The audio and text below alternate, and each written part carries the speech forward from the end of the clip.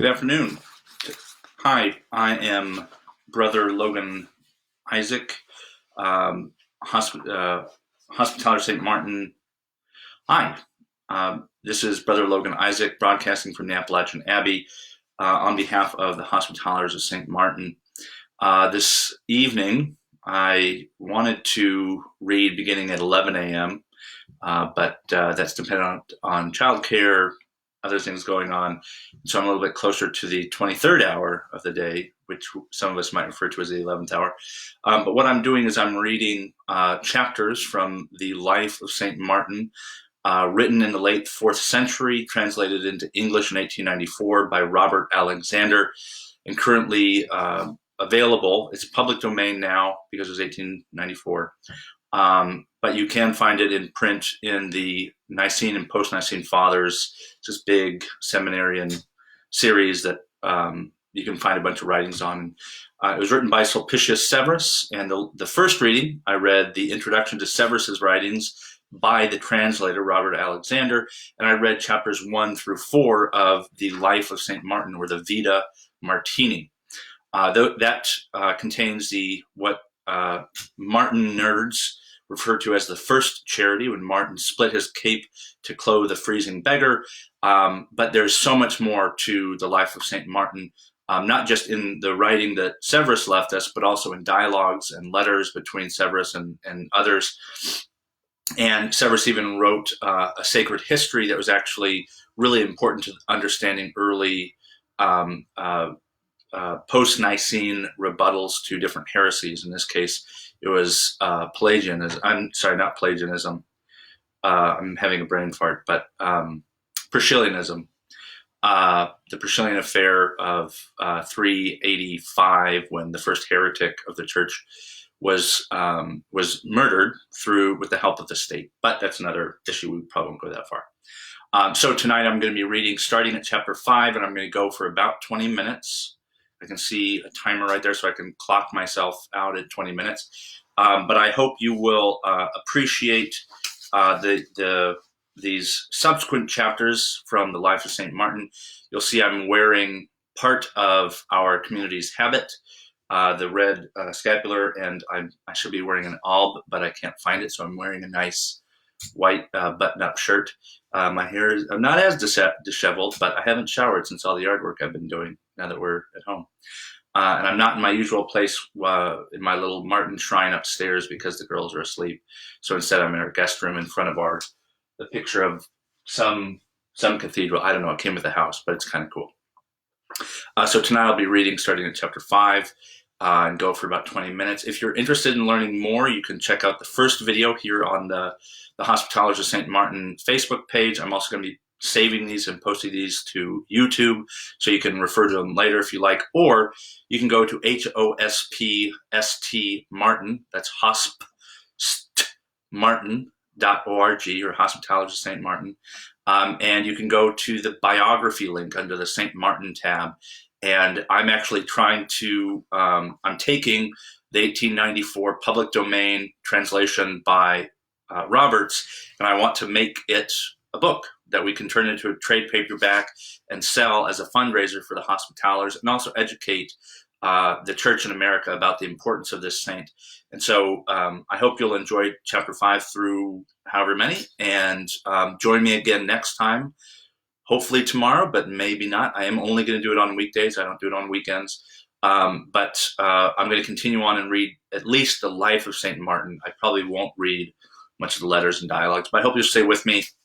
And I want to, as always, thank those friends who have inspired others like me as to a fruitful and enriching and healthy use of social media like this. So I'm going to read aloud. You can listen. Don't look at me. Just listen. Just turn the iPad or the iPhone just away and just listen to the barely tolerable sound of my voice while I read this. And I'm also, if you go to that webpage at hospitalersstmartin.org, the biography link, I described how I'm running a GoFundMe campaign to raise the money to put this back into print. So I hope you'll consider that. You can find it on GoFundMe. I think it's HOSM biography. So without further ado, chapter 5 from the Vita Martini, or the Life of St. Martin. Chapter 5. Martin converts a robber to the faith. From that time, quitting military service, Martin earnestly sought after the society of Hilarius, bishop of the city of Pictava, whose faith in the things of God was then regarded as of high renown and in universal esteem. For some time, Martin made his abode with him. Now this same Hilarius, having instituted him in the office of the diaconate, endeavored still more closely to attach him to himself, and to bind him by leading him to take part in divine service. But when he constantly refused, crying out that he was unworthy, Hilarius, as being a man of deep penetration, perceived that he could only be constrained in this way, if he should lay that sort of office upon him, in discharging which there should seem to be a kind of injury done him. He therefore appointed him to be an exorcist. Martin did not refuse this appointment, from the fear that he might seem to have looked down upon it as somewhat humble. Not long after this, he was warned in a dream that he would visit his native land, and more particularly his parents, who were still involved in heathenism, with a regard for their religious interests. He set forth in accordance with the expressed wish of the holy Hilarius, and after being adjured by him with many prayers and tears that he would in due time return. According to report, Martin entered on that journey in a melancholy frame of mind, after calling the brethren to witness that many sufferings lay before him. The result fully justified this prediction. For, first of all, having followed some devious paths along the Alps, he fell into the hands of robbers. And when one of them lifted up his axe and poised it above Martin's head, another of them met with his right hand the blow as it fell. Nevertheless, having had his hands bound behind his back, he was handed over to one of them to be guarded and stripped. The robber, having led him to a private place apart from the rest, began to inquire of him who he was. Upon this, Martin replied that he was a Christian. The robber next asked him whether he was afraid. Then, indeed, Martin most courageously replied that he never had felt so safe, because he knew that the mercy of the Lord would be especially present with him in the midst of trials. He added that he grieved rather for the man in whose hands he was, because by living a life of robbery, he was showing himself unworthy of the mercy of Christ. And then entering on a discourse concerning the evangelical truth, he preached the word of God to the robber. Why should I delay stating the result? The robber believed, and after expressing his respect for Martin, he restored him to the way, entreating him to pray the Lord for him. That same robber was afterwards seen leading a religious life, so that, in fact, the narrative I have given above is based upon an account furnished by himself. Chapter 6. The devil throws himself in the way of Martin. Martin then, having gone on from thence, after he had passed Milan, the devil met him on the way, having assumed the form of a man. The devil first asked him to what place he was going. Martin, having answered him to the effect that he was minded to go whithersoever the Lord called him, the devil said to him, "Wherever you go, or whatever you do, the devil will resist you." Then Martin, replying to him in the prophetical words, said, "The Lord is my helper. I will not fear what man can do unto me." Upon this, his enemy immediately vanished out of his sight, and thus, as he had intended his heart and mind, he set free his mother from the errors of heathenism, though his father continued to cleave to its evils. However, he saved many by his example. After this, when the Arian heresy had spread through the whole world and was especially powerful in Illyria, and when he almost single-handedly was fighting most strenuously against the treachery of the priests, and had been subjected to many punishments, for he was publicly scourged, and at last was compelled to leave the city, again betaking himself to Italy, and having found the church in the two divisions of Gaul, in a distracted condition through the departure also of the holy Hilarius, whom the violence of the heretics had driven into exile, he established a monastery for himself in Milan. There too, Auxentius, the originator and leader of the Arians, bitterly persecuted him, and after he had assailed him with many injuries, violently expelled him from the city. Thinking, therefore, that it was necessary to yield to circumstances, he withdrew to the island Galenaria, with a certain presbyter as his companion, a man of distinguished excellences. Here he subsisted for some time on the roots of plants, and while doing so, he took for food hellebore, which is, as people say, a poisonous kind of grass. But when he perceived the strength of the poison increasing within him, and death now nearly at hand, he warded off the imminent danger by means of prayer, and immediately all of his pains were put to flight. And not long after, having discovered that, through penitence on the part of the king, permission to return had been granted to holy Hilarius, he made an effort to meet him at Rome, and with this view set out for that city. Chapter 7. Martin restores a catechumen to life. As Hilarius had already gone away, so Martin followed in his footsteps, and having been most joyously welcomed by him, he established for himself a monastery not far from the town. At this time a certain catechumen joined him, being desirous of becoming instructed in the doctrines and habits of the most holy man. But after the lapse only of a few days, the catechumen, seized with languor, began to suffer from a violent fever. It so happened that Martin had then left home, and having remained away 3 days, he found on his return that life had departed from the catechumen. And so suddenly had death occurred that he had left this world without receiving baptism. The body being laid out in public was being honored by the last sad offices on the part of the mourning brethren, when Martin hurries up to them with tears and lamentations.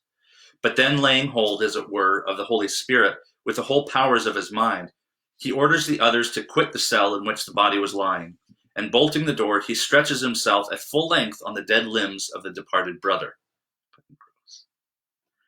Having given himself for some time to earnest prayer, and perceiving by means of the Spirit of God that power was present, he then rose up for a little, and gazing on the countenance of the deceased, he waited without misgiving for the result of his prayer and of the mercy of the Lord. And scarcely had a space of 2 hours elapsed when he saw the dead man begin to move a little in all his members, and to tremble with his eyes open, for the practice of sight. Then, indeed, turning to the Lord with a loud voice and giving thanks, he filled the cell with his ejaculations. Hearing the noise, those who had been seen standing at the door immediately rush inside, and truly a marvelous spectacle at the door met them. For they beheld the man alive whom they had formerly left dead. Thus, being restored to life, and having immediately obtained baptism, he lived for many years afterwards, and he was the first who offered himself to us both as a subject that had experienced the virtues of Martin and as a witness to their existence. The same man was wont to relate that when he left the body, he was brought before the tribunal of the judge, and being assigned to gloomy regions and vulgar crowds, he received a severe sentence. Then, however, he added, it was suggested by 2 angels of the judge that he was the man for whom Martin was praying, and that on this account he was ordered to be led back by the same angels and given up to Martin, and restored to his former life. From this time forward, the name of the sainted man became illustrious, so that, as being reckoned holy by all, he was also deemed powerful and truly apostolical.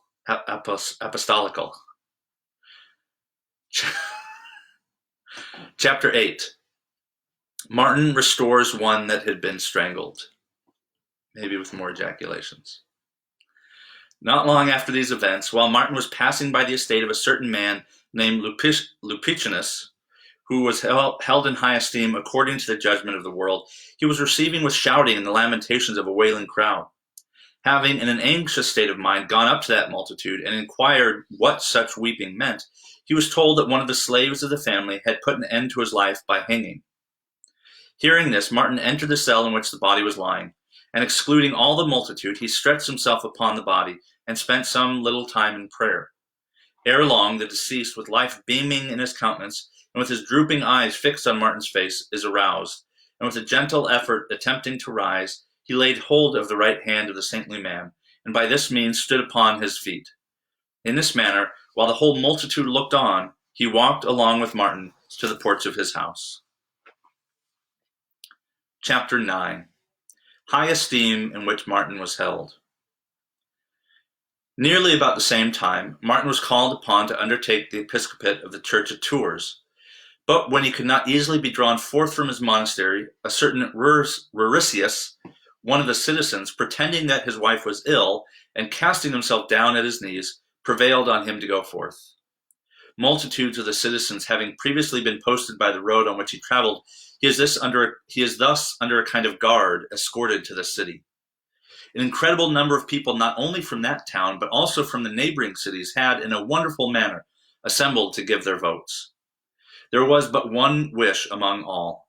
There were the same prayers, and there was the same fixed opinion to the effect that Martin was most worthy of the episcopate, and that the church would be happy with such a priest. A few persons, however, and among these some of the bishops, who had been summoned to appoint a chief priest, were impiously offering resistance, asserting forsooth that Martin's person was contemptible, that he was unworthy of the episcopate, that he was a man despicable in countenance, and that his clothing was mean and his hair disgusting. This madness of theirs was ridiculed by the people of sounder judgment, inasmuch as such objectors only proclaimed the illustrious character of the man, while they sought to slander him. Nor truly was it allowed them to do anything else than what the people, following the divine will, desired to be accomplished. Among the bishops, however, who had been present, a certain one of the name Defensor is said to have specially offered opposition, and on this account it was observed that he was at the time severely censured in the reading from the prophets.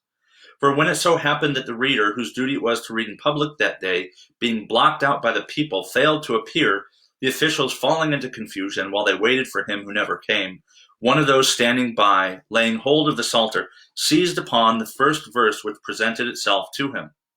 Now the psalm ran thus: Out of the mouth of babes and sucklings have you perfected praise because of thine enemies, that thou mightest destroy the enemy and the avenger.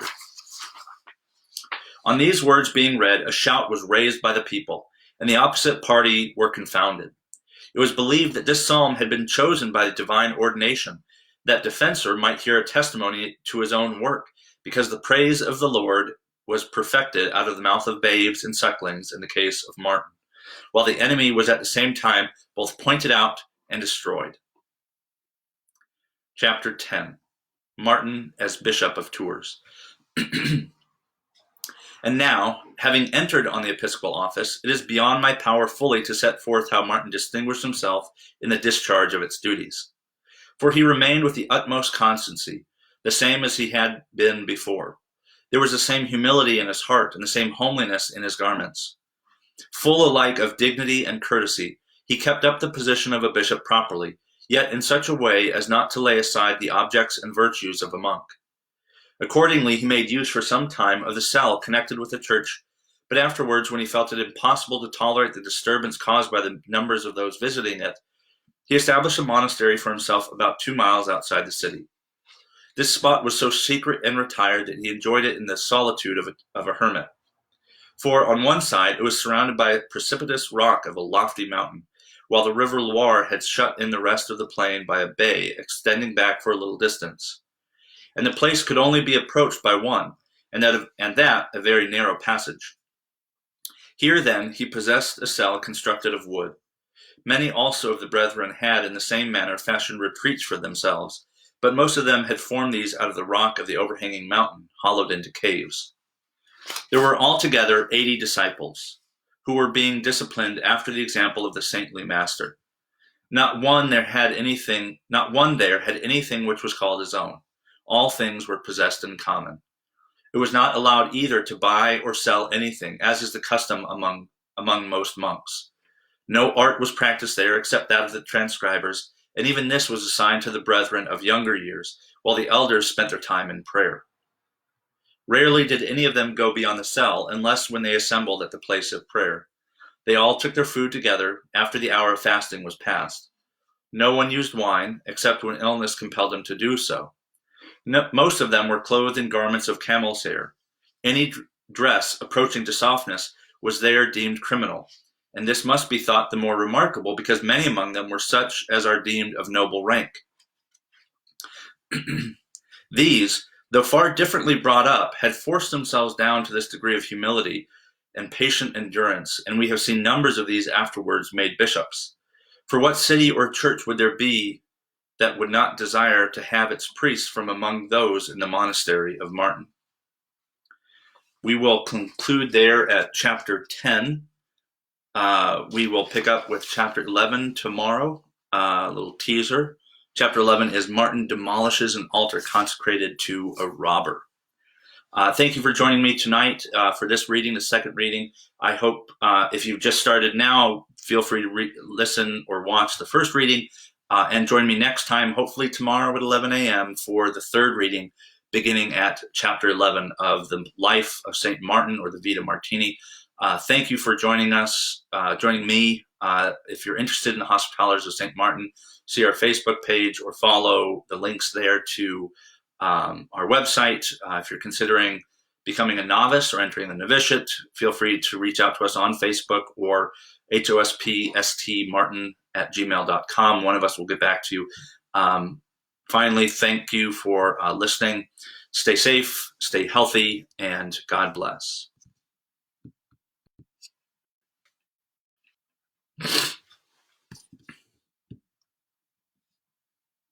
Uh-oh. Why is it doing it?